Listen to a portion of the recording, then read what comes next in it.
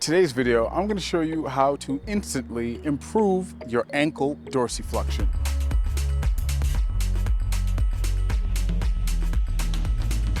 Hey guys, welcome back. This is Grown and Healthy, the channel where we explore self-improvement through movement. So in this video, I'm going to show you two concepts that you can use with no tools that will instantly increase your ankle dorsiflexion. If you can understand how the ankle works, then you can understand the limit that you're facing with your ankle dorsiflexion. And if you only think of it as a sagittal move instead of a multi-planar move, then you're missing out on your range of motion. In order to truly understand and to pilot the body properly, you have to understand that there are no straight lines. Everything is curves. If you understand the place that rotation plays into your movement, then you'll understand that just lunging forward or doing a calf raise is not enough to gain full range of motion of your ankle. And because of its multiplanar structure, you should be working in all three planes in order to get the most out of your range of motion. Pronation is a rotational movement, an inversion of the talus. Supination is an extension, an eversion. So this rotational mechanism will further your ankle dorsiflexion, and your inability to pronate or supinate will limit your ankle dorsiflexion.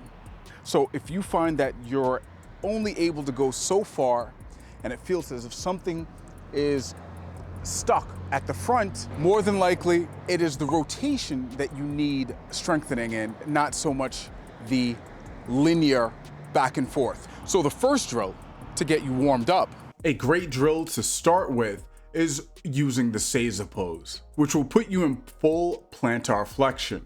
And what you'll notice from the Seiza pose, from the rear, you'll notice that the full extension of my ankles in full plantar flexion, that the heels are outside of the toes. See the significance of rotation to the plantar flexion of the ankle. When at the end range of plantar flexion, this is the shape that it takes. This shows you what peak plantar flexion looks like for your ankle joint. And inversely, what you'll see, in order to go into the end range of dorsiflexion, the ankle, depending on your mobility, will go from neutral in line with the toes, and eventually with greater mobility, ankles inwards of the toes, or the heels inwards of the toes, as you become stronger in this contraction to the end range of flexion. Your ankle dorsiflexion and overall function will increase, and all the related activities of walking, running, and jumping will also. So again, Seiza pose, weight back, hold for 30 to 60 seconds, then tuck the toes under your ankles and lift the knees. And press and pull back, using your toes as the point of contact and the ankle as a lever, forcing your heels backwards. You want to perform PNF contractions for 10 to 15 seconds, 4 to 5 rounds. And now after you've mastered that, for the second drill, what I like to use, you can use a pole, you can use it without a pole, but it's very easy. You can just drop down. What we want to consider is that the squat position is an arch, and what you'll find is that your pronation will be limited the wider your feet are apart. And that's why if you see a jogger running, as he strides, the ankle will show more pronation. The closer you are to the midline is the more that you'll be able to pronate. If you're finding it hard to achieve ankle dorsiflexion, it may be that your squat stance may be too far apart to actually allow to dorsiflex. What we're going to do is we're going to keep the feet at least under the shoulders. We're going to drop down.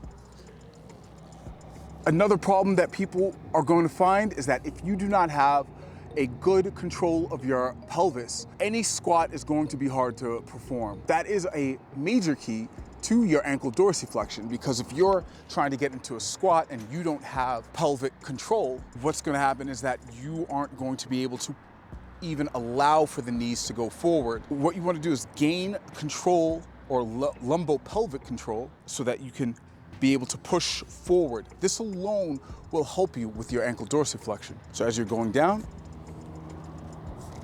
hold on lightly and then rotate by pressing the ball of the big toe down into the ground. And what you'll find is that your knee will rotate out. You're going to feel the adductors rotate to the other side, pressing the ball of the foot down. You want to do this for a few repetitions. We're talking about 30 here. And after that, what we want to do is we want to bring pronation into that supination now. So as I supinate, pressing down the ball of the big toe, I am pronating the left leg. Twist, pronating. Now, I don't want you to go and lead with your torso. This has to be led by the ball of the foot. So as you press the ball of the foot down, that is what drives this maneuver. Okay? You don't even have to follow along with the torso. You can just leave it in a forward direction. As that becomes easier for you, then you can lean forward. Now the heels are gonna come off the ground slightly. That's okay.